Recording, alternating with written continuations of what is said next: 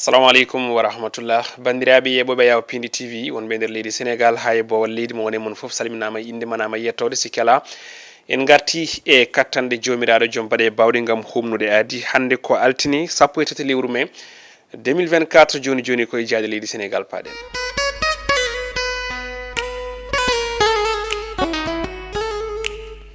jayɗe men hannde gari koye fandal muɗum nam ɓuuri hen ko mantinade no wayno ko ɓe loggani ɗemɗe walla mbiyen ni ɓe cukkani bikuji saabu memde laamu kesu ngu puɗɗortoɗen ko jayde sud quotidien nden jayde ari koye alahaali Prodac on ɗon procès mo ganduɗa ko en diffamation hakkude Ousmane Sonko e Mame Mbaye Niang jaydenkoɓe mbine wayno tan ko on ɗon cour des comptes hesɗiri ni on ɗon dossier walla ni mbiyen ha joni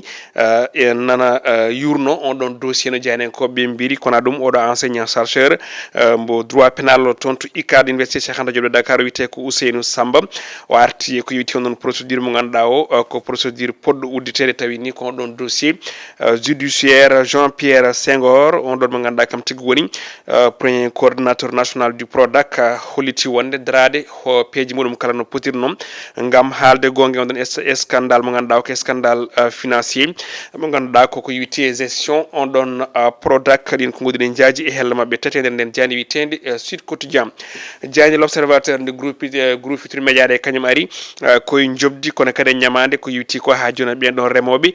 to banggue awɗele ɗe janenkoɓe mbino woni tan ko ɗum rendez-vous raté de Sonko manam tan ko ɗum aadi mo laataki ko andi onon premier ministre Ousmane Sonko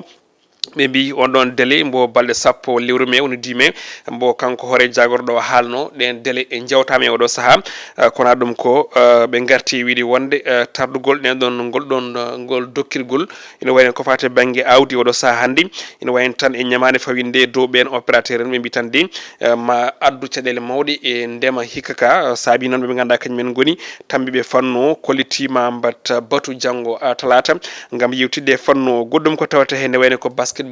Africa League ball to tawi koto banggue conférence sara petannoɗo ɗo e Dakar Arena hanki ɓe dañi hoɓɓe ɗiɗo mawɓe ko Bassirou Diomaye Faye hoore leydi Sénégal wondude e mbo leydi Rwanda biteɗo Paul Kagame tawi wonno ko match hakkude douane mbo Sénégal e ɓen witeɓe APR ɓe e Rwanda tawi ko douane ni foliɓe ɗin sifaji kala ne jaaji helo sappo e ɗiɗi nden nder jandi witende l'observateur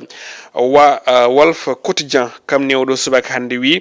ko caggal ndeɓe erino yoɓe dokke rapport uji ko fati banggue onon cour des comptes ɓe keeɓi Pastef ɓe mbi tan de hande ko yewti ko ha joni yeddude hoore muɗum omo ganduɗa ko biteɗo Dambodj suuti en konguɗo o wi so tawi ɓe puɗɗori ha joni ko dultade Macky Sall gonnoɗo hoore leydi Sénégal wadde yoɓe dulto heddiɓe kala e mbadi kuuɓal ɗin ko goɗɗi tawe hel mabɓe tati e nder nden jani witende Walf Quotidien enquête e on oɗo subaka hande ari koye retard to banggue nomination woni tardugol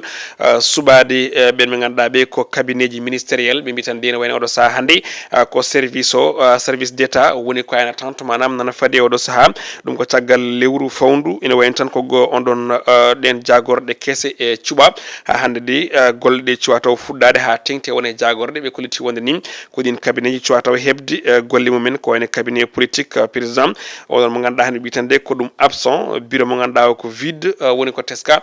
toon to primature le quotidien nden ari koye politique étrangère woni ko yewti ha joni e politique caggal leydi Sénégal le projet diplomatique ɗum mi bindire gardini bindol tawi ko jagorɗo tambiɗo gueɗe caggal leydi Sénégal woni e ala une ngal ɗon natal ɓe mbitande koɓe mbaɗi séminaire gam hesɗitinde on ɗon stratégie to banggue diplomate mbiyen sénégalaise e caggal leydi kala ɓe garti on ɗon indemnité de logement ɓen personnel ɓe ganduɗa ɓe ko consulat toon to Marseille ɓe mbitande oɗo saaha hande kolletti ñiŋoji jogui e oɗo retard mo ganduɗa o ko puɗɗiɗo soynede e fannoji ko goɗɗi karene tawe hello ɗiɗi enen nden jani witende le quotidien direct news nden jayede witende dawul cowo oɗo subaka hande ari koye collectivité ji territorial ko tolni e waktuji temedere nogas grève et marche nationale woni koɓe gummani e oɗo saaha ɓe mbitan di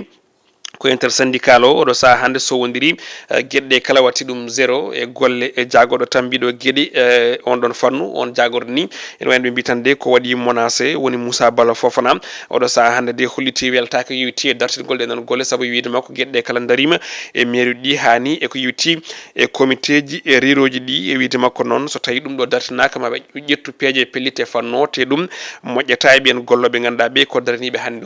o wadde ko yewti ko e grève nden jayde dawol coow hello nayyi ina tawe hen ko yewti puɗɗogol golle mo ganduɗa ko programme mbo bus rapide transit BRT ɓe mbi tan de hannde o ko wona oɗo altine hannde kono kay golle ɗe jogori fuɗɗade ko ñande 15 lewru mai e nde hitande nde gonɗen l'éveil quotidien arti e on ɗon bus rapide transit BRT on ɗon la mise en service fuɗɗoto ko ñande alarba paaɗo o woni ko janenkoɓe kollirine ngal natal ngal ganduɗa ngal ko on ɗon bus rapide transit jayne Dakar Presse kam ne arti on ɗon BRT ɓe mbi tan de kon ɗon trajet horaire kono kadi e tarif manam tan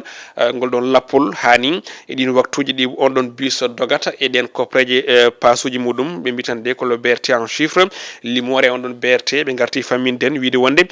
prix coggu on ɗon transport ko capanɗe jeetati so tawi ko aller simple kono kadi tawi koye zone mo ganduɗa ko zone jewtuɗo ɗon ko temedere mbuuɗu jomum yoɓata manam firtan ko temedere woni prix ɓurɗo tidde ko yeti on ɗon BRT toggude noon e altini ha dimanche hanki ne wayno on ɗon bus rapide transit ne wayno tan jolni yimɓe toggude e avenue Pape Gueye Fall toon to préfecture mo Guédiawaye rewi toon to Grand Médine